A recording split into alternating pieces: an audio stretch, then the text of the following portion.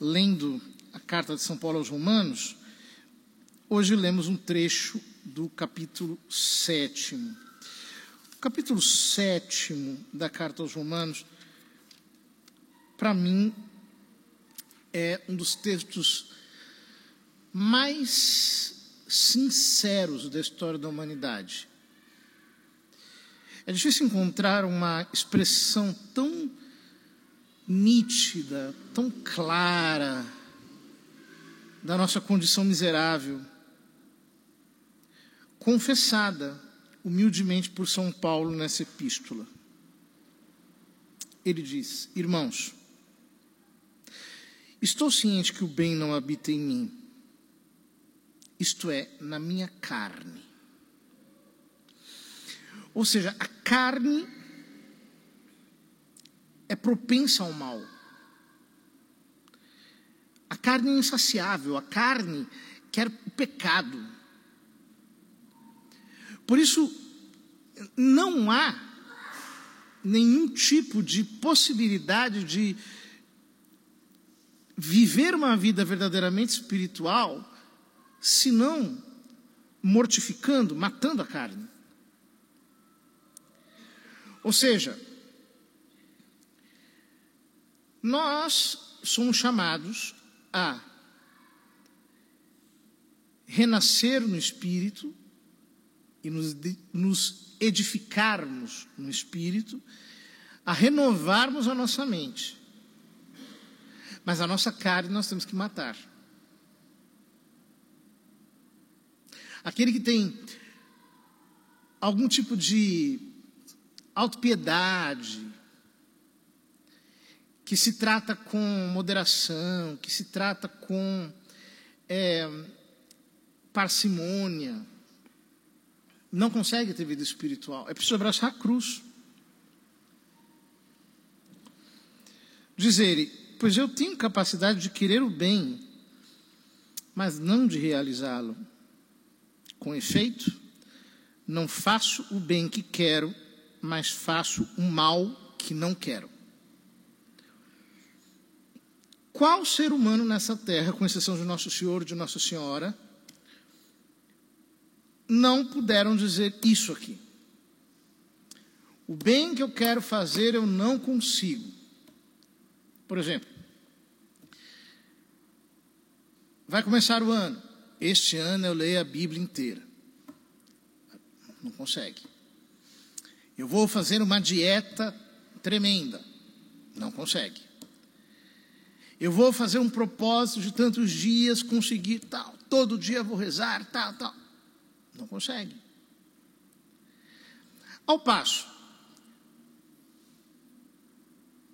a gente diz: eu não quero mais brigar com o meu cônjuge. Não consegue. Eu não quero mais gastar mais do que eu posso. Muita gente não consegue. Ou seja, o bem que eu quero fazer, eu não faço. E o mal que eu não quero, eu sei que é pecado, eu sei que é errado, eu sei que é mal, eu sei que não agrada a Deus, mas mesmo assim, eu acabo fazendo. É uma confissão mais sincera do que essa, impossível. E aí ele diz: ora, se faço aquilo que não quero, então já não sou eu que estou agindo, mas o pecado que habita em mim. Ou seja, o que São Paulo está mostrando é que nós temos essa inclinação ao pecado. A teologia diz que nós somos prone ad peccatum. Nós somos inclinados ao pecado. E diz que nós temos uma lei, ele falará depois, em nossos membros. Ou seja, nós todos somos assim. Se nós não nos contrariamos, não temos como progredir na virtude. Aquela pessoa que faz sempre o que ela quer, embora ela saiba que o bem vai em outra direção, que a virtude pede outra coisa. Mas ela está acostumada a sempre ceder aos seus próprios caprichos. Ela está acostumada a sempre, no final, fazer aquilo que ela gosta. Esta pessoa não conseguirá vencer o pecado. Porque, para vencer o pecado, eu preciso me contrariar. As pessoas dizem assim, mas por que tudo que é pecado a gente quer fazer? E tudo que é bem, tudo que é virtude, a gente não quer fazer. Porque a gente é ruim. Nós somos assinalados com o pecado original. Todos pecaram, diz São Paulo no capítulo anterior, estão privados da glória de Deus. Não tem jeito. Essa ideia de que o ser humano é naturalmente bom, que ele nasce inocente, e aí ele é pervertido pela sociedade, como diz Rousseau, né? Isso é uma balela que só pode ter surgido na cabeça de alguém que nunca teve filhos ou conviveu com crianças pequenas. Todo mundo sabe que criança não é boazinha, não. Se deixar, ela se torna uma ditadora, faz aquilo que ela quer. Bate nos outros, pega dos outros, grita, chora, esperneia, usa o argumento que pode. Essa história de que o ser humano nasce bom, nós nem nascemos bons. E para dizer a verdade, nós também não somos bons. Todos nós temos uma inclinação ao mal dentro da nossa alma. Essa inclinação ao mal está ali. E se nós não lutarmos, se nós não nos contrariarmos, não adianta. O mal vai prevalecer em nós. Ele diz, portanto, descobri-me esta lei. Quando quero fazer o bem, é o mal que se me apresenta. É aquilo que São Tomás chama de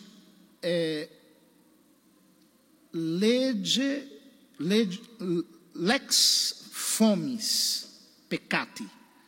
É a lei da fome pelo pecado, a fome do pecado, que está ali. Então, assim, se você não contrariar, é o que você vai fazer. Por isso que é uma lei. Se você não colocar empenho pela parte superior da sua alma, é o que você vai fazer. Não tem jeito. Agora, vocês imaginem que nós tivemos um processo civilizatório muito degradante nos últimos séculos. Por quê? A partir do século XIII, começou uma crise intelectual em que as pessoas começaram especialmente filósofos, né, a voltarem-se contra a razão para mostrar os limites da razão, que a razão, no fundo, não consegue conhecer, não consegue dizer a essência das coisas. Então, portanto, toda a moral começou a ser libertada, entre aspas, da razão. Eu tenho que fazer por puro dever, eu tenho que fazer porque Deus mandou, eu tenho que fazer porque está escrito, eu tenho que fazer porque é lei. Mas o lastro racional desaparece. Aí, quando chega um pouco mais adiante, então nós já temos que nos libertar de toda qualquer lei. O que eu quero é a lei. O que eu quero. Só que vejam, o querer ainda é uma potência racional. Isso é o que eu quero. Então, por exemplo, quando o filósofo ateu Nietzsche diz que o homem tem que ser regido pela vontade de poder. Há uma vontade, há algo de racionalidade aí. Mas, no final do século XX, os filósofos pós-estruturalistas chegaram à conclusão seguinte, que nós temos que libertar o desejo de todas as amarras da inteligência e da vontade, para que o homem siga o impulso do desejo cego, sem que ele tenha nenhum tipo de orientação racional, moral, de nenhum tipo. É daí, por exemplo, que procede todas essas coisas que a gente vê hoje, né?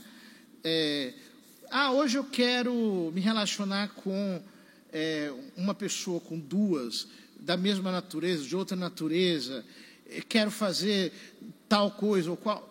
É o desejo desamarrado, o desejo que ficou solto.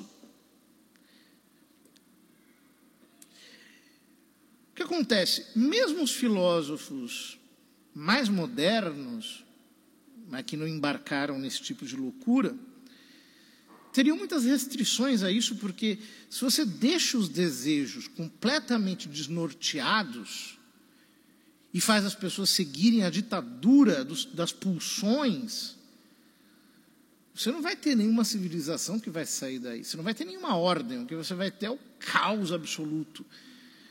É a desordem completa. É o que nós estamos vendo, em germe, no comportamento, por exemplo, da juventude hoje em dia doutrinada segundo esses princípios.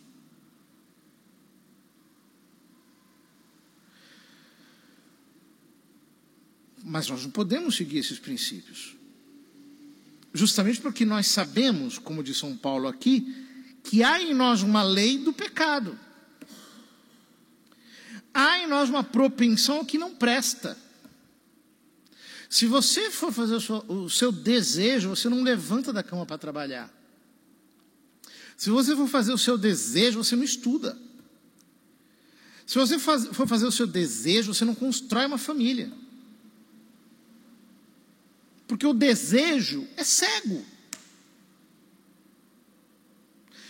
São Paulo diz: como homem interior, ponho toda a minha satisfação na lei de Deus. Homem interior é uma imagem que ele utiliza, muito interessante. Por quê? Homem interior é como se houvesse dois homens em nós. Um homem dentro, encoberto, que é o homem espiritual, e um homem físico, exterior. Mas não é isso que ele está dizendo. É só uma imagem, uma metáfora que São Paulo utiliza. Para falar do quê?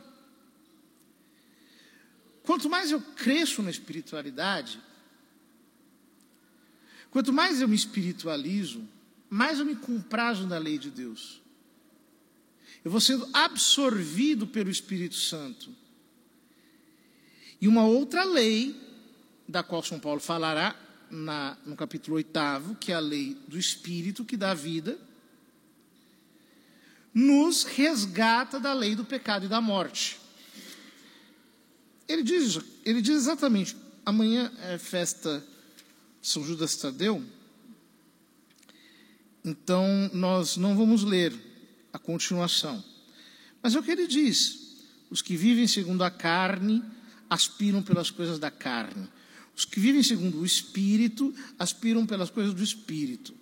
Na verdade, as aspirações da carne levam à morte. E as aspirações do Espírito levam à vida e à paz.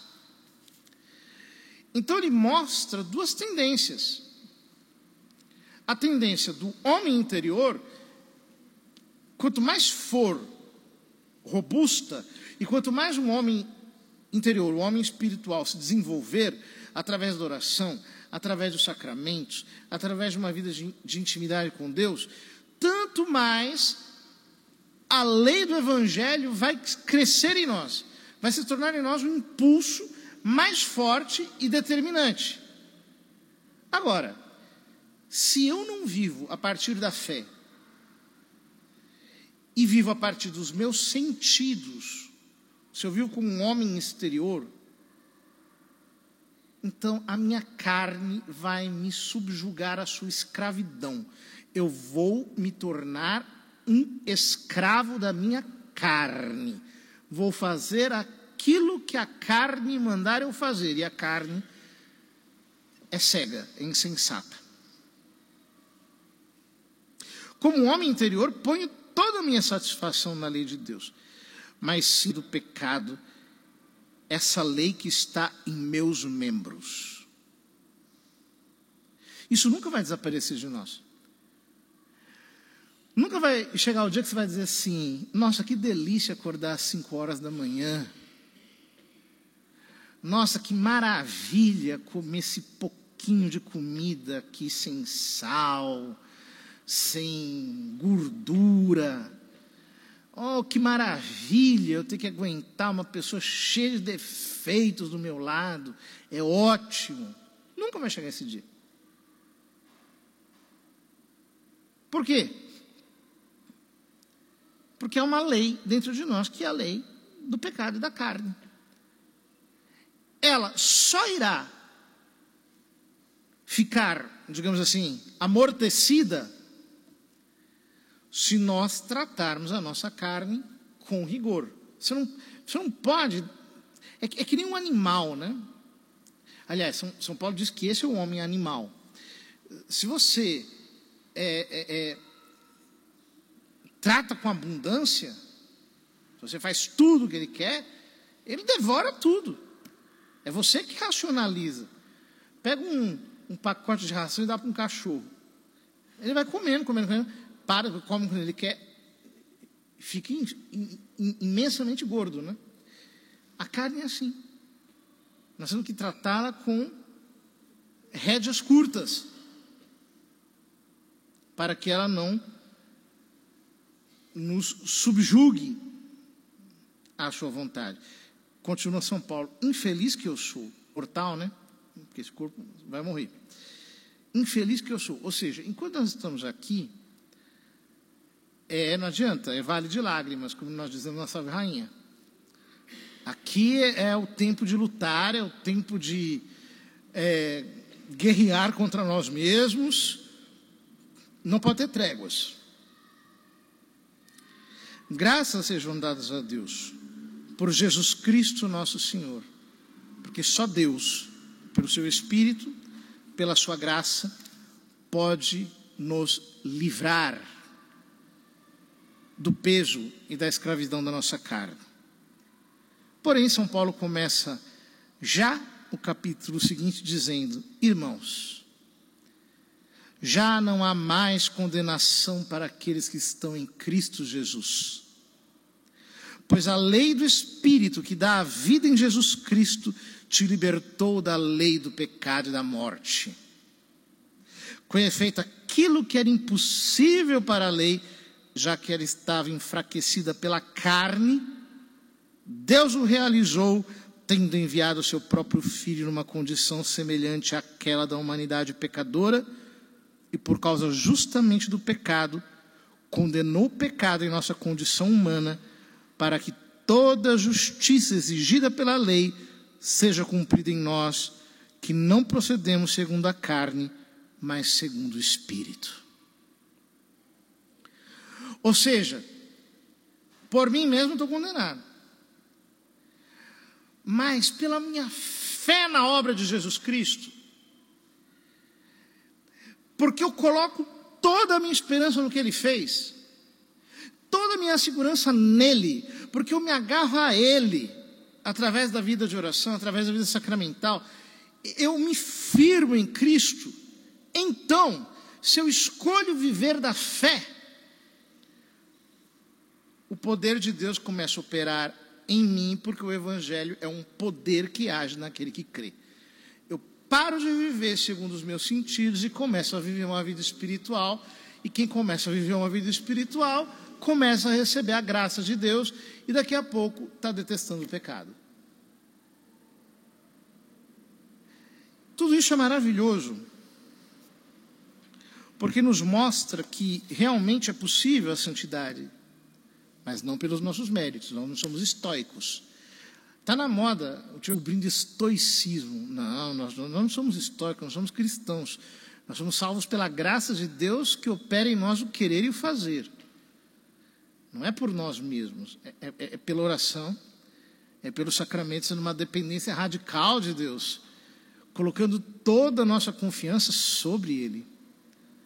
Peçamos ao Senhor que o nosso coração não se desvie e que nós não deixemos de viver de fé. Porque no dia em que deixarmos de viver de fé e começarmos a querer satisfazer os gostos dos nossos sentidos, em um instante a revanche da carne não deixará nem que nós desceremos a ladeira do pecado até pararmos no fundo do inferno. Que Deus nos livre desse precipício e nos faça obter a vitória, graças ao sangue precioso de Jesus Cristo, do qual vem a nossa salvação.